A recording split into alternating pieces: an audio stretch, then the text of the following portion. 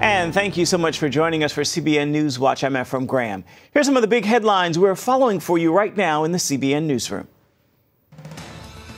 Folks, fake news. What's your message today? Typical New York Times fake stories. Mr. Trump. That's President Trump responding to a New York Times report that he ordered the firing of special counsel Robert Mueller last June. The article suggests the president backed down from his request after a White House attorney threatened to resign. President Trump plans to offer citizenship to 1.8 million immigrants. The White House submitted the new plans to Congress Thursday. It would offer a path to citizenship to people brought to America illegally as children.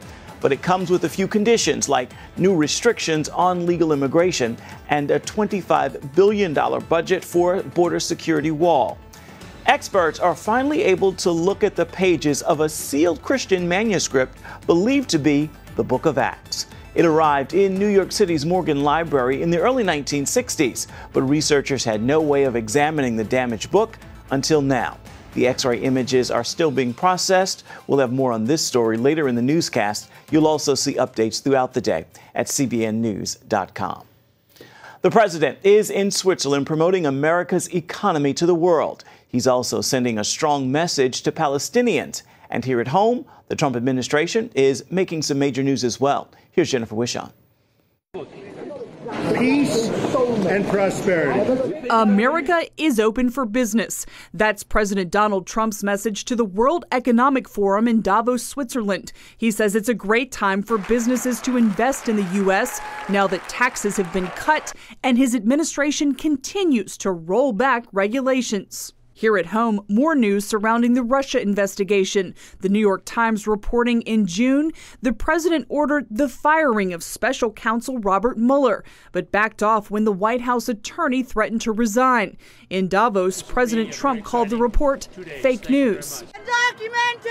I'm not afraid! Meanwhile, the White House releasing a framework to address the Dreamers. The plan includes $25 billion in border security, limits chain migration, and ends the visa lottery system in exchange for a path to citizenship for nearly 2 million young immigrants brought to the U.S. illegally by their parents.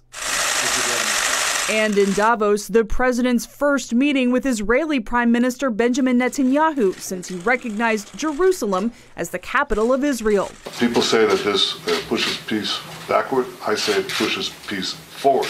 Days after Palestinian leaders snubbed Vice President Mike Pence during his visit to the Middle East, Trump threatened to pull their funding unless they talk with Israel. We give them tremendous amounts, hundreds of millions of dollars a year. That money is on the table. Because why should we do that as a country if they're doing nothing for us? Palestinians call the funding an American obligation. It's a full plate for the president, but in Davos, a chance to boast about the nation's growing economy and booming stock market. Jennifer Wishon, CBN News. Back in December, Guatemala became the second nation behind the United States to recognize Jerusalem as the capital of Israel. Government leaders' Christian faith made the difference. Our Gary Lane traveled to Guatemala for this exclusive interview with the vice president there. Guatemala's decision to move its embassy from Tel Aviv to Jerusalem happened after much prayer. And it shows that this country has had a long-term relationship with the state of Israel. Moments after Guatemala's president received the Friend of Zion Award, I sat down with the vice president, Hafez Cabrera, to discuss his government's decision to move its embassy from Tel Aviv to Jerusalem. Now, many Christians in America believe that the embassy announcement, the moving of the embassy from Tel Aviv to Jerusalem, is long overdue and even prophetic. What do you think? Yes, we do share that idea that prophecy is coming to pass, and we are pleased that Guatemala is contributing to having that happen, and we hope that it'll soon be a reality. Vice President Cabrera says he prayed about the Jerusalem decision with his family. This was key for us making the decision to express our Christ-likeness and to express our faith. We did pray. It was something that we meditated on and that we later on shared with President Jimmy Morales.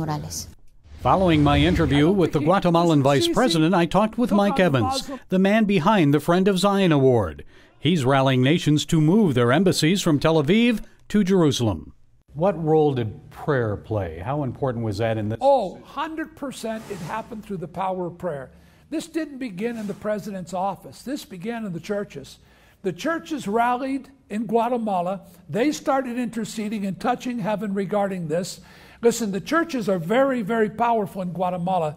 They are big, they're organized, they're believers, and they're very, very pro-Israel. So they united, and that wave of faith and intercession came right up to the president's office and the foreign ministers and the vice president's office, and they said yes. Gary Lane, CBN News, Guatemala City, Guatemala.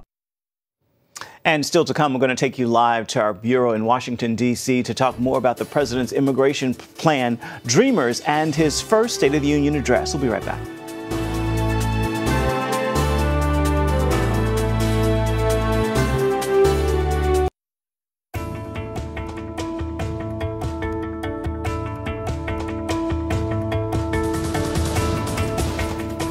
President Trump is preparing to deliver his first State of the Union address. We'll hear it next week, just days after Congress passed legislation to keep the government open for a few more weeks. Jenna Browder is in our Washington, D.C. bureau following these stories. So, Jenna, this is a big moment for the president. Yeah, good morning, Ephraim. It is. Tuesday night will be a big night for the president. The State of the Union address is really a chance for him to talk about what he's accomplished so far and give the American people a look ahead at what's coming up for the year ahead. Of course, the big ticket item for Tuesday night is immigration reform. Congress right now going back and forth, trying to hash out a deal with the wall and with DACA. Right now, we do know some of the details about what the White House does want. There's the wall, $25 billion for that. That's what they're hoping for. Also, a pathway to citizenship for 1.8 million Dreamers. Those are the immigrants brought to the United States as children. Also, he wants an end to chain migration and to the visa lottery system. So we expect him to expand on that Tuesday night. And of course, as you said, he's going to be talking about Dreamers. What do you think he'll say specifically on this issue? He has been on the record about Dreamers. He wants to keep them. Of course, it's all in the art of the deal. We'll see what the other side can bring to the table. But President Trump does want to keep the Dreamers. We recently spoke with Mick Mulvaney. He's the White House budget director, and he is an integral part in these immigration talks, and he really echoed the same sentiments. My colleague on Faith Nation, David Brody, and I asked him, what is your message to these Dreamers who are worried about being deported? And he said, yes, the president wants them to stay. We'll see if they can get to that point. The problem now, the challenge now, I should say, is getting to the point where Democrats and Republicans can come to the table and figure out what's a good deal for both sides. All right. And of course, we are approaching the end of this budget deal rather quickly. Any thoughts on working out this before that happens? Yeah, the deadline quick approaching, February 8th. You know, there are very few actual legislative days between now and then, so the odds aren't looking real good. You never know. They could pull a last-minute move. But, Ephraim, it's worth pointing out in the State of the Union address, we can expect the president to talk, of course, about immigration reform, but there are other issues as well, like infrastructure. And as we all know, he's probably going to give himself a few pats on the back, especially when it comes to the economy and the newly passed tax cuts. Indeed, indeed. Jenna Browder, thank you so much. We know you'll be following this for us on Tuesday. We'll be checking back with you as well. Thank you. And still ahead, we are sitting down with Grammy Award nominee Travis Greene. He has a major music announcement in an interview you won't want to miss. Stay with us.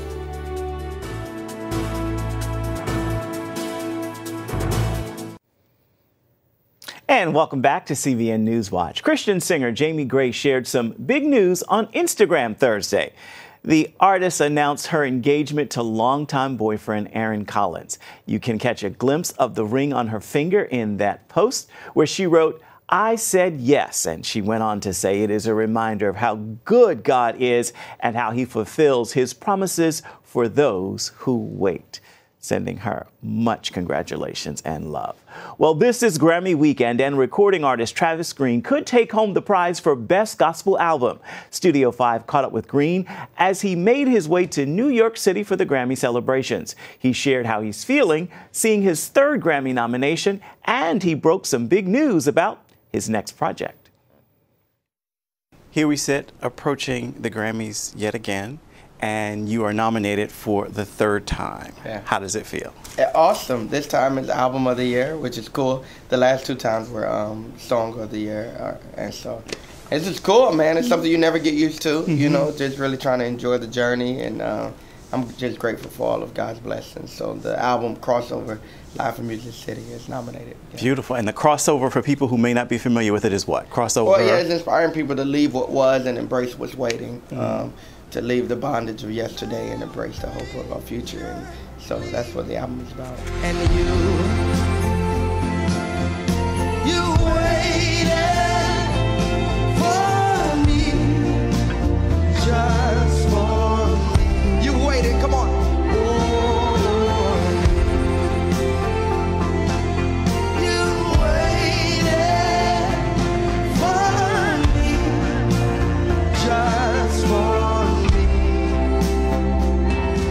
One of the things I've heard you say and I love is you say that God forces you to live out the lyrics that you're singing. What's that like? Oh man, it's tough. It's tough, man. But I think it's been effective, you know, because it allows me to minister from an honest place. And so just a place of transparency, a place of authenticity, a place of relevance, you know. And so, yeah, over and over, man, it's been songs that are birthed out of seasons of my life, and the songs are just real for me, and so I think it can be heard and felt when it comes across. In terms of songs being born, it's my understanding that we're breaking news here, and that Forward City Church, where you pastor, is doing an album. Yeah. What can you tell us? What can you share?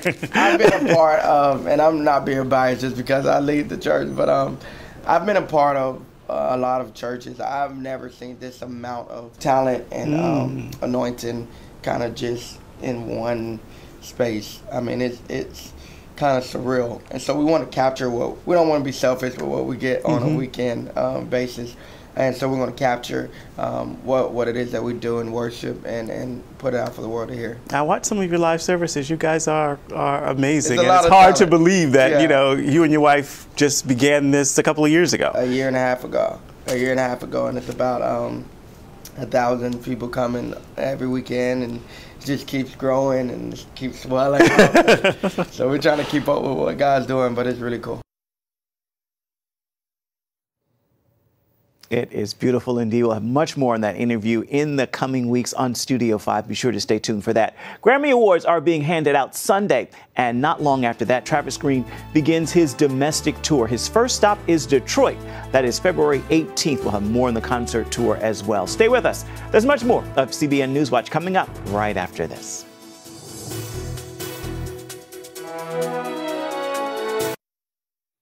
Well, the weekend is here, and if your plans include heading to the movie, we've got good news for you, a family-friendly review of the film Maze Runner. Here, take a look.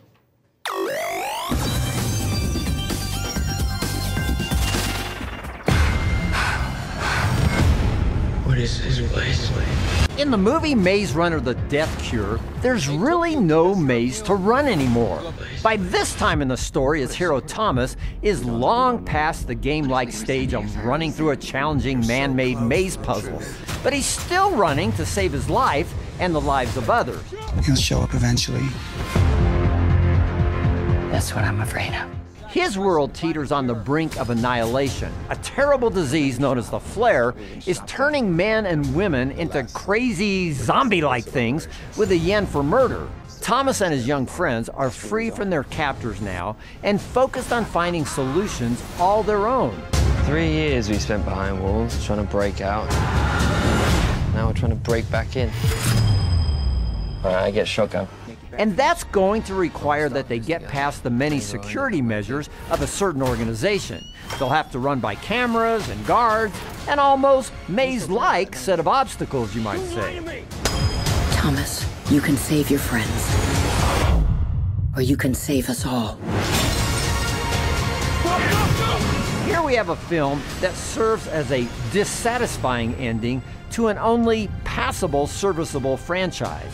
The tale has run away from its young adult novel roots, and by this third pick in the series, it's falling short of being, well, coherent, much less enjoyable. Far less enjoyable, however, is all of its gratuitously foul language and fairly jarring violence. So I'm giving Maze Runner: The Death Cure 2.5 wicked scientists out of 5 for family friendliness. For more on the film, be sure to check out PluggedIn.com.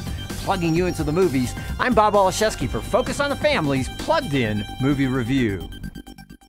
And continue our look at entertainment, a writer spins a wonderful story about his son's growing collection of stuffed animals, and they eventually give birth to the character so many of us know and love, talking about Winnie the Pooh. The real-life inspiration takes us to the big screen and back to 1926. Here's your look at Goodbye, Christopher Robin, as the film now heads to DVD. The creatures in the story are toys. They're toys, but the woods are real. And the size is wrong. The bear should be smaller. Size of a little brother. There. Yes. Yes, that's it. Blue, are we writing a book? I thought we were just having fun. We're writing a book and we're having fun.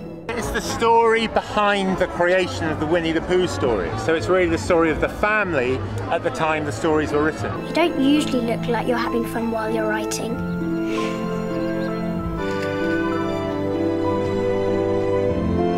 It's the very dapper Will Tilston.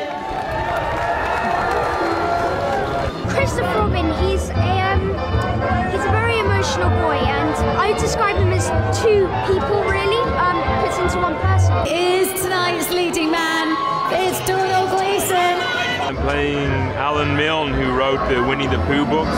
This is more than a few poems. It's a little world. Like you said, 100-acre paradise. I think the whole story is about how him and his father's relationship gets confused with all this fame, and it really is a beautiful story. We're putting you in it too. What will you call me in the book? Your real name, Christopher Robin. She is one of the hottest talents on the planet, Margot Robbie. I play Daphne Milne, A.A. Milne's wife and the mother of little Christopher Robin. Life is full of frightful things. The great thing is to find something to be happy about. Winnie the Pooh was, consistent throughout my childhood. I had a Winnie the Pooh toy and Tigger. Ready to put the smile back on our faces? What do we fight that war for? Well, it is over. What am I doing about it? You're doing what you're good at, writing plays. Had enough of making people laugh. I want to make them see. I need to get out of London. In a world after World War I, when things were a bit, the country was hurt and the world was hurt, it kind of provided that innocence people felt robbed of. And I think even today in these times, people can find a bit of escape and a bit of a safe place in those books. Mummy says you're writing a book to stop people going to war. I think your book is a jolly good idea. You're the only one that does. The stories are about innocence and childhood and imagination, things that are very important to remember in this day and age. Shall we go for a walk? Aren't you working? It doesn't seem likely. Can you think of a good name for a donkey? Eeyore. They'll be gone in a minute. Bees are good, aren't they? They just want to make honey. Yes, I completely forgot about bees. They kind of battle through trauma to get to something beautiful, and I think it's a very beautiful story. Let's be hunters in the snow. Come on, don't get frostbite. Winnie the Pooh. It's rather inexplicable. Yes. It's about his childhood and how it's sort of sacrificed to make other childhoods better. Evening News will put Christopher on the front page.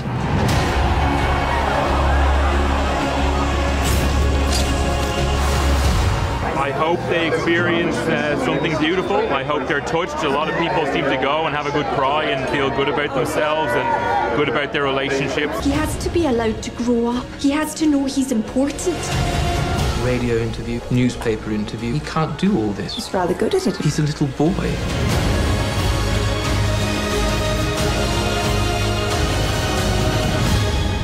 Come on then.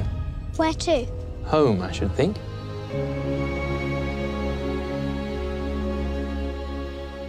Remember this as we say goodbye. God keeps his promises. Rest in that word, even when circumstances would suggest otherwise. With that word, make this a fabulous Friday and have a wonderful weekend. We'll see you right back here come Monday. Goodbye, everybody, and God bless.